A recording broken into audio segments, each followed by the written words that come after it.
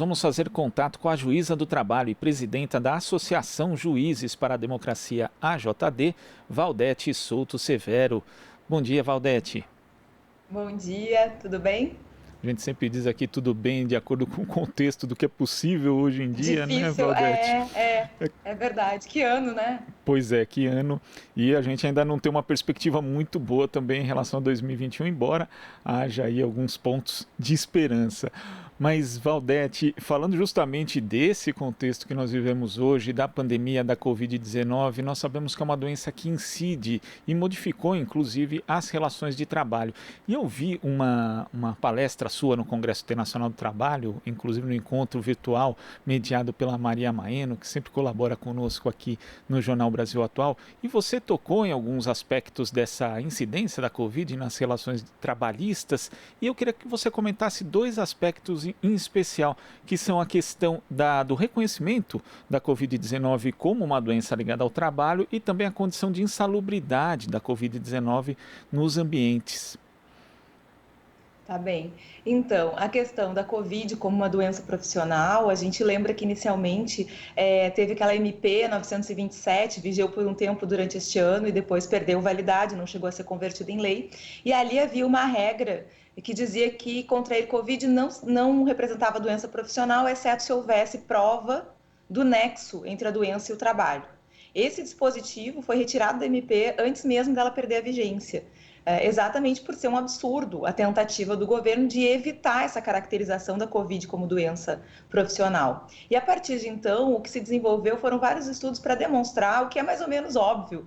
Eu brincava que eu estava esses dias numa palestra, num debate com um médico, e ele disse: poxa, mas o óbvio precisa ser dito, gente. E é verdade. O que é esse óbvio? É que quem durante uma pandemia está expondo o seu corpo em contato com pessoas está sob o risco de contrair uma doença que se contrai através das vias respiratórias. Portanto, a leitura tem que ser invertida. Se a pessoa permanece trabalhando durante a pandemia, a presunção tem que ser de que a Covid foi desencadeada ou facilitada pelo fato de que essa pessoa está andando em transporte público para ir para o trabalho e durante o tempo de trabalho em contato com outros seres humanos que podem estar infectados.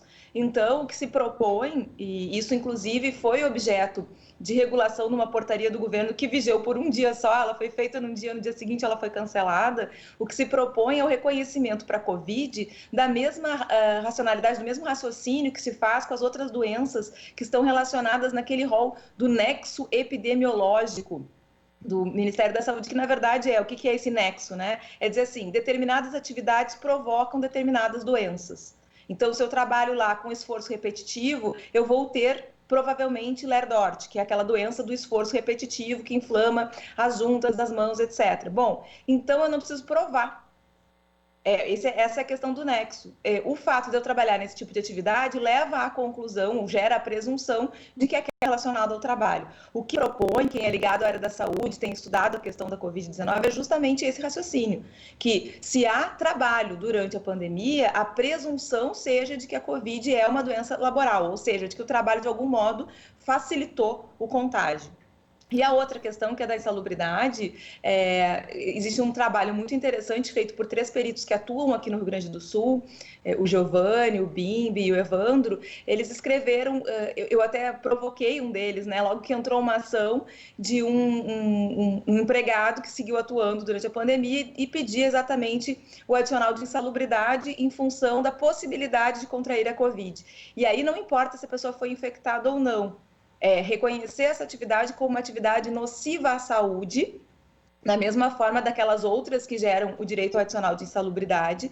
E aí eu provoquei um desses 3 peritos para pensar sobre o assunto, para pesquisar, e a conclusão deles, que virou um artigo que está publicado, que inclusive o próprio Observatório Covid-19, do qual a Maria participa, a Maria Maeno, publicou também esse artigo, eles chegam à conclusão de que sim, a possibilidade de contágio da Covid-19 pode ser reconhecida como um fator de dano à saúde dentro daqueles que se reconhece na legislação trabalhista como adicional de insalubridade em grau máximo, inclusive, e não só para as atividades ligadas à saúde. Porque para as atividades ligadas à saúde, nós já temos uma norma regulamentar que fala contato com pessoas com doenças infecto-contagiosas e, por isso, reconhece o direito ao adicional de insalubridade. A proposta deles é de que qualquer atividade que se mantenha durante a pandemia haja esse enquadramento como uma atividade insalubre, porque está colocando a pessoa num risco muito grande de contágio de uma doença que, afinal de contas, a gente nem sabe bem o que pode ocasionar nas pessoas. Para algumas pessoas, ela consegue ser enfrentada com certa tranquilidade, mas ela causa óbito, inclusive muito rápido, em alguns corpos. Então, né, algo que realmente precisa da atenção do direito também. E esse artigo, inclusive, que você citou, Valdete, eu estou com ele aberto aqui e no final fica ali evidente, né, pela conclusão dos autores, que está cada vez mais clara a inexistência de risco zero, em que pese todos os esforços no cumprimento de protocolos sanitários, do uso efetivo de máscaras e disponibilização de proteção coletiva. Assim, nessas condições, o risco de contágio está sempre presente. Agora, tem sido esse o entendimento, tanto em relação à questão da Covid como doença do trabalho e da insalubridade, tem sido esse entendimento no âmbito da Justiça de Trabalho? Também como é que você vê essa discussão aí no aspecto normativo, Valdete? Então, a gente tem decisões reconhecendo essas circunstâncias e tem decisões que negam a relação da Covid com o trabalho ou que exigem uma prova de que houve a contaminação no ambiente de trabalho, que é algo muito difícil de ser feito, porque não se, é quase impossível saber quem contraiu Covid, em que momento exatamente contraiu. Exatamente por aquilo que está colocado nesse artigo. É uma doença que se transmite pelo ar, pelas vias respiratórias, então não há como detectar exatamente o momento. E é por isso, justamente, que tem que se presumir que o ambiente de trabalho se torna um fator de risco constante para trabalhador e trabalhador. O que é interessante de perceber é que a gente tem decisões reconhecendo. São poucos pedidos, é verdade, é uma situação muito recente. Poucos trabalhadoras e trabalhadores ajuizaram a ação, por exemplo, requerendo esse reconhecimento do adicional de insalubridade como um direito. A qualificação como doença laboral já é algo que acontece com um pouquinho mais de frequência. Mas, então, nós não temos muitas decisões, mas temos decisões, inclusive nós, da AJD, da Associação Juízes para a Democracia, na nossa página, nós estamos tentando compilar. Sempre que a gente vê uma decisão nesse sentido, nós colocamos lá à disposição, até para quem estuda direito ou para quem milita na área do direito do trabalho, poder ter um acervo onde buscar essa jurisprudência.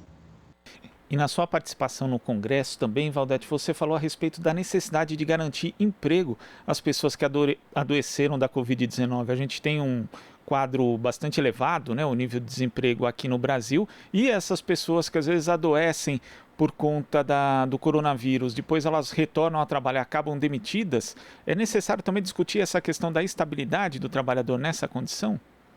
Sem dúvida nenhuma. Inclusive, nesse caso também a gente tem já algumas decisões muito interessantes, reconhecendo a aplicação do artigo 118 da Lei 8.213, que é um artigo que diz que quem sofre uma doença relacionada ao trabalho se afasta por 15 dias ou mais, quando retorna ao trabalho tem o direito a permanecer no emprego por pelo menos um ano. É uma estabilidade pequena, né? Uma garantia de emprego, na verdade, nem tecnicamente dá para chamar de estabilidade, é uma garantia de emprego, de não perder o emprego durante esse um ano, que é pequena, mas que é muito importante num país como o nosso, em que a gente tem mais de 14 milhões de pessoas sem emprego e quase 20% da população economicamente ativa sem trabalho. Então, o que se pleiteia, né? É algo que eu defendo muito, inclusive estou escrevendo sobre isso porque acho que é extremamente importante. Primeiro, que se proíba a despedida durante a pandemia. Algo que o Brasil não fez, outros países fizeram. O Brasil fez várias regulações, várias medidas provisórias foram editadas pelo governo brasileiro, mas em momento algum se preocupou em garantir o emprego das pessoas. E por que é importante garantir o emprego? Porque durante a pandemia, com a redução da produção e do consumo, é evidente que num país de desemprego estrutural como o nosso, quem perder o emprego não encontrará outro emprego. E emprego é condição para a gente sobreviver num país capitalista. Então, é importante que ele seja mantido durante esse tempo de calamidade pública como a gente está vivendo no Brasil e ainda está vivendo, porque nós não temos a vacina, então essa realidade, e temos um número elevado de mortos e de pessoas infectadas por dia, então essa realidade persiste. E a outra questão é para quem realmente adoeceu, que é justamente esse argumento de que, para quem adoeceu, teve Covid-19, seja quem esteve afastado por mais tempo, tem pessoas que precisam ficar internadas por mais de mês, quando elas retornam ao trabalho, e é por isso que é tão importante reconhecer a Covid como uma doença que pode ter decorrido do trabalho, quando elas retornam ao trabalho, terem esse direito de aplicação desse artigo 118, justamente para que elas tenham garantida a manutenção do emprego por pelo menos um ano, desde a data do retorno. E na Lei 8.213 existe, inclusive, os artigos que definem a doença relacionada ao trabalho, lá no artigo 20, 21, eles permitem a qualificação de uma doença infecto-contagiosa como a Covid como uma doença que decorre do trabalho e, por isso, garantidora desse direito a de não perder o emprego por pelo menos um ano depois do retorno e, inclusive, vou te dizer que, assim, na minha compreensão, sequer precisa esse afastamento por mais de 15 dias, porque o que a norma do artigo 118 protege é justamente a impossibilidade que alguém adoentado tem de competir no mercado de trabalho. Então, havendo prova de que a pessoa teve a doença e tem essa dificuldade, a garantia de emprego tem que ser alcançada, tem que ser reconhecida. Agora, uma outra questão que também surge nesse contexto de pandemia é a do adoecimento mental. E aí vale tanto para as pessoas que estão se deslocando até o seu local de trabalho, convivendo com o risco diário, né? É uma atenção essa questão da prevenção em relação à Covid-19, como também as pessoas que estão em home office, né? Em especial as mulheres que ainda têm a questão das atividades domésticas que acabam ficando ao seu encargo, também a questão dos filhos para aquelas que são mães. Como que você vê essa questão da saúde mental do trabalhador durante a pandemia? Ela tem que ser também central nesse debate, Valdete? Ela é absolutamente central, absolutamente central. E vou te dizer assim que eu acho que a gente não consegue ainda dimensionar o quanto, por exemplo, o home office durante uma pandemia pode interferir na nossa saúde mental. Mesmo nós que temos, digamos assim, mais condições de trabalho, né? Não precisa, por exemplo, a mãe dividir o computador com o filho, que está fazendo também a escola em home office, tem condição de ambiente, de se isolar no ambiente para poder trabalhar. Tem pessoas que não têm, porque moram numa peça ou duas, então tem todo o estresse que decorre de trabalhar dentro de casa, com tudo que a vida familiar envolve, tem o estresse e o adoecimento que decorre da perda do direito à desconexão, porque essas pessoas não conseguem mais separar o tempo de trabalho do tempo de lazer ou convívio familiar, tem a perda que se dá no convívio efetivo dos pais ou das pessoas entre si, nos relacionamentos e dos pais com seus filhos, porque na verdade o que tem acontecido é que a gente passa todo o tempo acordado, de algum modo ligado ao trabalho, e enquanto está ligado ao trabalho está desligada desses outros afetos, isso também tem consequências mentais, emocionais que são gravíssimas.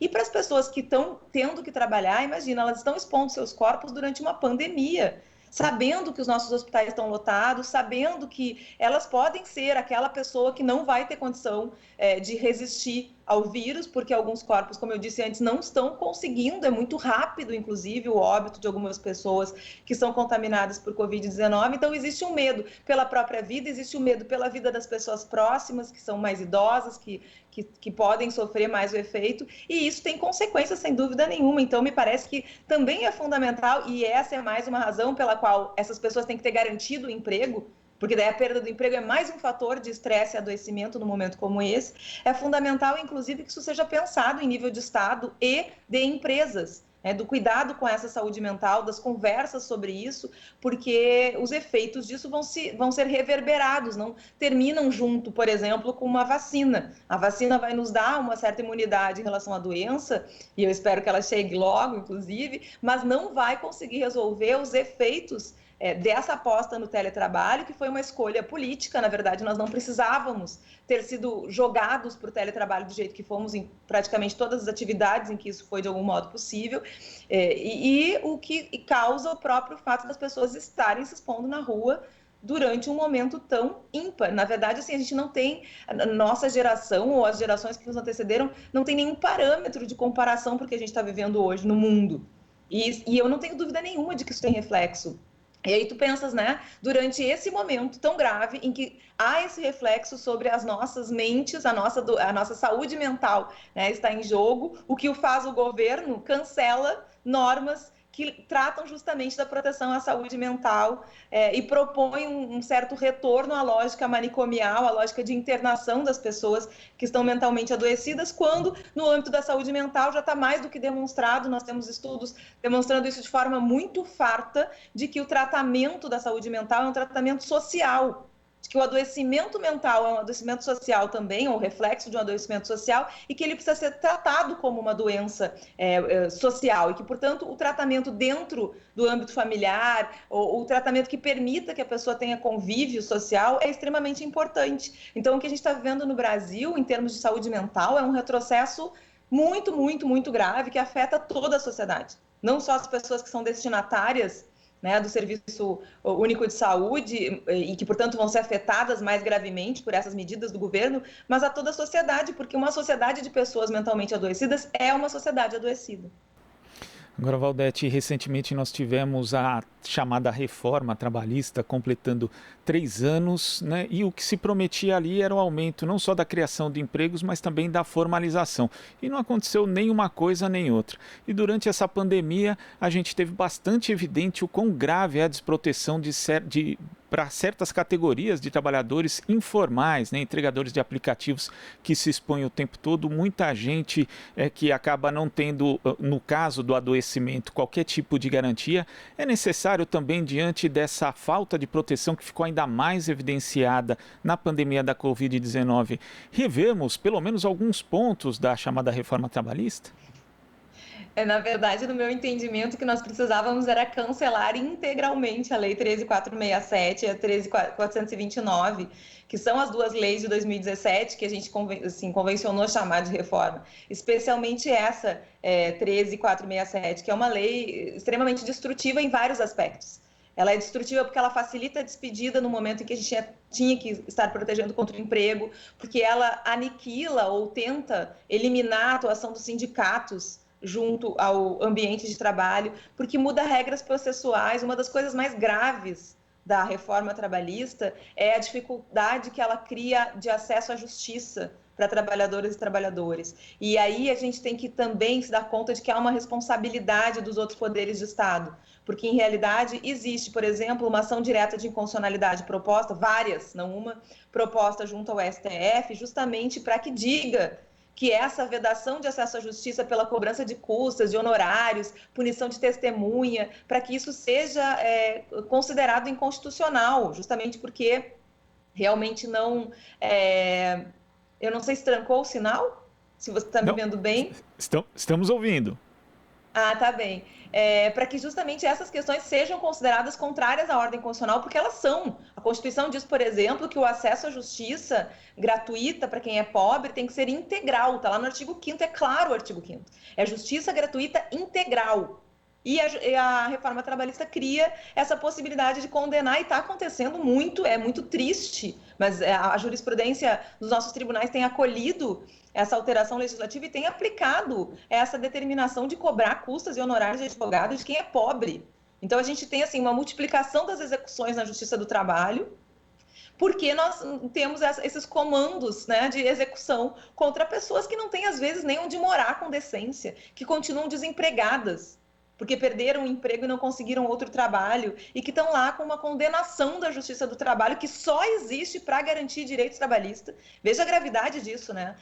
Por isso que eu digo que esse é um dos pontos mais assim nevrálgicos da reforma, que precisava ser realmente revogado ou declarado inconstitucional com urgência pelo STF. É muito ruim, é muito assim emblemático também que o STF não tenha julgado ainda essas demandas, quando julgou já, por exemplo, demanda em relação a medidas provisórias editadas nesse ano, como a ADI 6363 em relação à MP 936, e essas ações diretas de inconstitucionalidade ainda não foram julgadas. E aí as pessoas seguem sendo condenadas e a Justiça do Trabalho perde o sentido.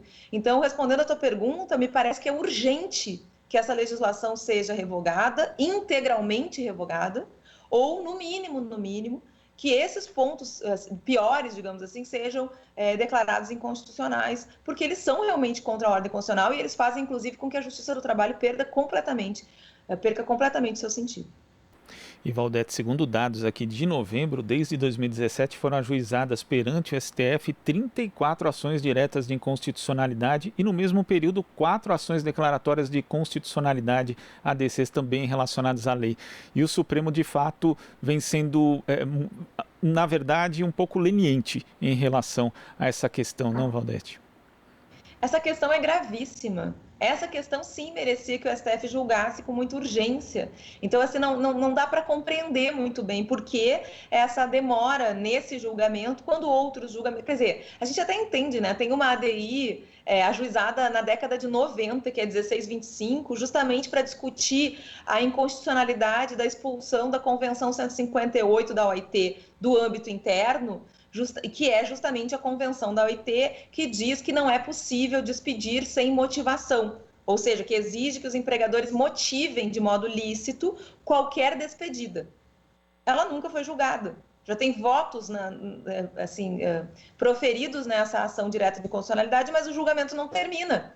Enquanto isso, existem outras, né, como, por exemplo, a ADC 58, que trata da correção monetária na Justiça do Trabalho, que já está em pauta, que já começou o julgamento e acabou apenas sendo suspenso e adiado para fevereiro, mas, enfim, que já foi colocada na pauta. E essas sobre a reforma, muitas delas também não foram pautadas. É muito, muito grave, porque enquanto o STF não se pronuncia, se perpetua uma situação de uma legislação contrária à Constituição.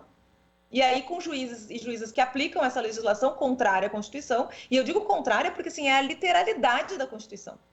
Eu repito, a Constituição diz no artigo 5º, a assistência judiciária é gratuita e integral para quem é pobre e não puder manter as custas ou arcar com as custas de um processo. E a legislação introduzida na CLT vai dizer que quem é pobre, declarado pobre pelo Estado, porque não é a condição em que o Estado diz, não te reconheço como alguém pobre sem condições. Não, é a situação em que o Estado diz, te reconheço como alguém pobre sem condições de litigar e mesmo assim te condeno a pagar honorários de advogado, custas, honorários de perito. Então, é flagrantemente contrário à literalidade da Constituição, mas o fato de que o STF ainda não julgou faz com que a gente tenha essas decisões, né, que acabam criando esse verdadeiro absurdo, que é a Justiça do Trabalho se tornando uma justiça que cobra trabalhadoras e trabalhadores pobres.